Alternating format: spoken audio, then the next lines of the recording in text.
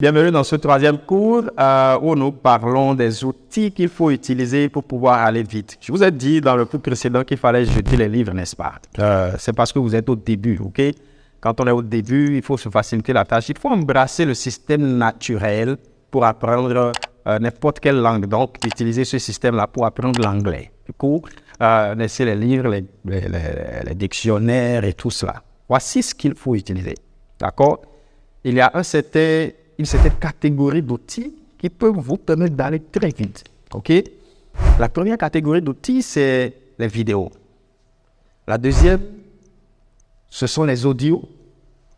OK? Et la troisième chose, bon, c'est peut-être pas un outil tout simple, c'est pas un outil, mais c'est la caractéristique de ces vidéos et ces audios que vous devez utiliser pour pouvoir apprendre l'anglais. Il faut que ce soit en réalité des choses des vidéos et des audios qui présentent des situations réelles de la vie. Il ne faut pas que ce soit des choses montées. Il ne faut pas que ce soit des choses préconçues, préparées d'avance.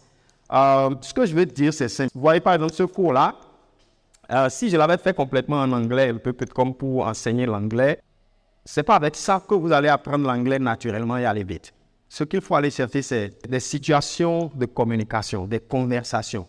Par exemple, vous trouvez une vidéo qui fait une conversation dans un restaurant entre 3, 4, 5 personnes, ou bien quelque chose qui se passe dans une maison, au salon, à la cuisine, ou bien un certain nombre de conversations qui se succèdent et qui se déroulent dans différents endroits, peut-être au bureau, au supermarché et tout cela. Mais bon, quand cette vidéo-là, puisque vous êtes au début, paye une seule situation, ça vous facilite la tâche. Et plus les vidéos sont courtes, mieux cela vous servira. Donc, préférez les audios et les vidéos et les audios, mais surtout des choses qui payent des situations réelles de la vie. Maintenant, ce que je veux dire, ce n'est pas qu'il faut que ce soit forcément des trucs qu'on est allé filmer sans que les gens soient au courant. Non. Vous pouvez clipper ça dans les films, vous pouvez avoir ça dans les films, vous pouvez avoir ça avec les formateurs, vous pouvez avoir ça dans les formations, où ces vidéos-là peignent des situations réelles de la vie où les gens discutent, même si à l'origine, c'est un scénario qui est monté, qui est joué, mais pour autant que c'est naturel, c'est normal et que ça dépeint l'anglais tel qu'on le parle tous les jours, c'est de cela que vous avez besoin. Vous n'avez pas besoin de, voici 10 façons de dire telle chose, ou bien ne dites pas. Vous êtes au début, vous n'avez pas besoin de ça. Vous avez besoin de délier votre langue, vous avez besoin de commencer à parler et tout ce qu'il faut faire, c'est d'écouter les gens parler, d'observer les gens pendant qu'ils sont en train de parler et enfin de répéter ce qu'ils disent, tout simplement.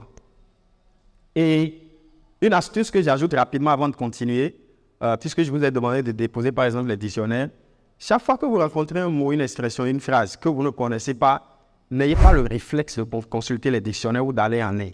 Demandez à quelqu'un à côté de vous qui connaît. Et s'il n'y a pas quelqu'un à côté de vous, prenez votre téléphone, appelez quelqu'un qui parle anglais.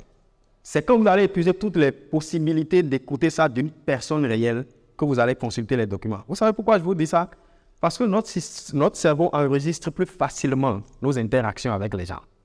Et si vous voulez vous rappeler très facilement cette expression, ce mot, cette phrase, il vous suffira juste de vous souvenir du moment où vous avez eu à appeler telle personne quand vous avez rencontré la même expression ou la même phrase ou le même mot si vous voulez et que vous n'aviez pas compris. Ah, en ce temps, quand je n'avais pas compris, j'ai dû appeler Jacques, donc et il m'avait dit telle chose. Ça it pops up easily. Ça veut rapidement, Ça flash rapidement dans votre esprit, beaucoup plus rapidement que lorsque vous avez pris le dictionnaire pour regarder et que vous êtes allé en ligne. On va en ligne tout le temps. On regarde les documents, les dictionnaires, tout ça tout le temps. Donc, votre cerveau n'enregistre pas ça comme quelque chose de particulièrement accrocheur. Par contre, lorsque vous demandez à quelqu'un et que la personne vous dit, ça reste. C'est-à-dire le mouvement, le geste, l'événement là reste dans votre esprit pendant peu de temps. Et si vous sollicitez cette expression un certain nombre de fois, ça va rester.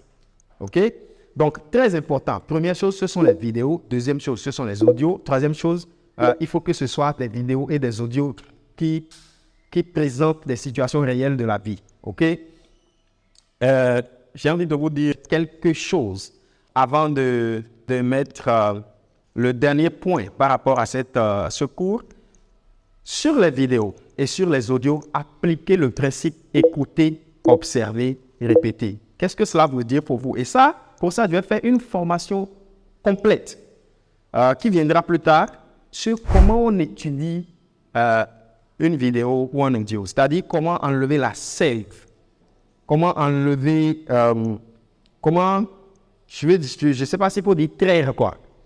Vous sortez de la vidéo tous les éléments qui s'y trouvent et qui peuvent vous aider à effectivement parler, communiquer aisément en anglais. OK? Ça va être une formation différente. Mais déjà ici, je vous le dis, si vous prenez les vidéos, ce qu'il faut faire, c'est que premièrement, vous écoutez un certain nombre de fois. Dans la vidéo, je donnerai tous les détails. Mais vous écoutez d'abord. Vous écoutez jusqu'à ce que vous soyez sûr d'entendre ce que les gens sont en train de dire. Et quand je dis entendre, c'est différent de comprendre. Ça, ce sera dans la formation que je donnerai ces détails-là. Mais concentrez-vous, écoutez d'abord. Après avoir écouté un certain nombre de fois, écoutez à nouveau et observez ce qui se passe dans la vidéo. Si c'est une vidéo, observez, regardez tout ce qui peut contribuer à vous faciliter la compréhension. Après cette étape-là, vous pouvez vous concentrer maintenant sur écouter, observer, mais en même temps répéter. Parce que si vous ne répétez pas ce que les gens disent, vous ne parlerez jamais la langue. Et c'est important de répéter parce que ça vous permet d'articuler comme les gens articulent, à la limite de bien prononcer. Parce que c'est de cela qu'il s'agit. Quand vous ne prononcez pas bien, c'est poussé. C'est poussé. En français, par exemple, quand on dit, il y a un verbe qui facilite cette explication-là, c'est le verbe flirter. Flirter, ça s'écrit F-L-I-R-T-E-R. OK? Alors, quel que soit l'accent qu'un francophone va utiliser dans le monde, bon, disons pas un francophone, disons un anglophone, OK? Dans le monde, pour dire flirter, tant qu'on entend flirter, c'est bon. La personne peut être américaine et dire flirter, flirter. Quand tu entends flirter, c'est-à-dire, tu as entendu flirter. Quelqu'un d'autre, peut-être africain, va dire parce qu'ils ont flirté. Bon, moi, j'ai un accent, je n'arrive pas à faire l'accent que je veux faire. Les accents, mais purement influencés par les langues locales africaines, quoi. La personne va prononcer avec son accent. Quelqu'un d'autre va prononcer avec son accent. Mais tant qu'on entend flirter, c'est bon. Tout le monde comprend. Donc, l'accent n'est pas le problème. C'est la prononciation, c'est la phonétique qui est le problème. Maintenant, quand quelqu'un d'autre, au lieu de dire flirter, va dire flirter, vous voyez, si un anglophone, par exemple, dit flirter en parlant anglais, en français, vous et moi, francophone, on va dire, mais il parle de quoi? Flirter, mais flirter, qu'est-ce que ça veut dire? Si vous n'avez pas le réflexe de consulter le vocabulaire, c'est-à-dire l'orthographe du mot, vous n'allez pas comprendre ce qu'il dit de toutes les façons. OK? C'est quand vous allez vous dire, mais flirter, qu'est-ce qu'il est en train de dire? Flirter, flirter, F-L-I-R-T-E. Oh! Il voulait dire flirter. C'est là que vous comprenez. Vous voyez un peu? C'est comme en anglais, ça arrive tout le temps en anglais. On dit event. Il y a des gens qui disent event. En réalité, un anglophone pur, quand vous êtes en train de parler, vous dites event. Peut ne pas comprendre ce que vous êtes en train de dire. Vous voyez, furniture. Furniture. Le mobilier. J'entends beaucoup de personnes dire furniture, furniture. Moi, j'ai dit furniture, je ne sais plus dans quelle année. Il y a un Américain qui ne m'a pas compris. Il n'a pas compris ce que je disais. Et j'ai dû commencer à parler des sofas, tout ça. Il dit, oh, furniture. Ah si, ok, c'est ok.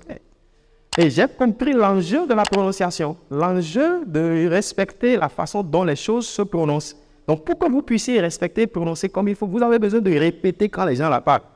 À la limite, si ils prononcent mal, vous allez prononcer mal comme eux, mais c'est mieux. Hein? D'accord? Parce que ce n'est pas votre langue, vous ne connaissez pas la prononciation. Donc, répétez, répétez, répétez. Dernière astuce, ok?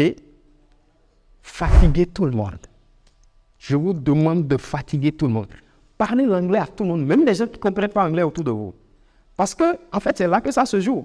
Je vous ai dit de préférer, n'est-ce pas, les audios, les vidéos d'abord. OK? Après, j'ai parlé des audios. Et puis, j'ai dit, il faut que ça décrive des situations réelles de la vie. All right? Maintenant, une fois que vous avez étudié des vidéos, des audios, qui décrivent des situations réelles de la vie, que vous avez collecté des expressions, des phrases, il vous faut bien les utiliser. Après avoir répété en étudiant ces vidéos et ces audios-là, vous devez les utiliser. Donc, qu'est-ce qu'il faut faire maintenant? Fatiguer les gens. Fatiguer les gens. Parler anglais avec tout le monde. C'est en tout temps, en tout lieu d'ailleurs. Les gens vont trouver que vous exagérez, tout ça. C'est vous qui avez votre objectif, c'est vous qui savez ce que vous voulez faire. On peut critiquer, on peut se parler, ce n'est pas un problème. Mais je vous dis une chose, les mêmes personnes qui trouvent que vous emmerdez, que vous voulez trop en faire, vous êtes tout le temps en train de parler anglais pour montrer que vous parlez anglais, ce sont les mêmes personnes qui vont, dans 6 mois, dire un peu partout que mais j'étais là quand il a commencé. J'étais là quand il a commencé. C'était un truc un peu comme une blague. Comment en 6 mois, elle peut parler autant l'anglais? Comment en 6 mois, elle peut couler comme ça en anglais? Ce sont les mêmes qui vont donner votre témoignage et acclamer, applaudir, montrer qu'ils étaient là quand tout ça a commencé. Voilà. Nous sommes comme ça, nous, les êtres humains. Vous voyez? Donc, rien que pour le but là, pour l'objectif, pour cette destination-là, acceptez qu'on vous critique maintenant, acceptez qu'on se moque de vous, acceptez qu'on trouve que vous exagérez. Parlez l'anglais un peu partout. Parlez l'anglais sous la douche, au salon, dans la cuisine, au boulot. Si quelqu'un est avec vous, que la personne sache que vous êtes en train d'apprendre l'anglais. Ce n'est pas un péché. Je vous le recommande vivement. Je vous retrouve dans le 4e cours et on va voir un autre principe très puissant. Merci d'avoir suivi cette vidéo. J'espère qu'elle vous aura servi.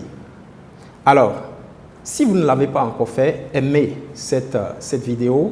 Abonnez-vous à cette page, activez la cloche de notification pour ne rien rater et surtout partagez cette chaîne à toute la terre afin que nous puissions aider le maximum de personnes à pouvoir apprendre l'anglais et la parler comme leur langue avec aisance, avec passion.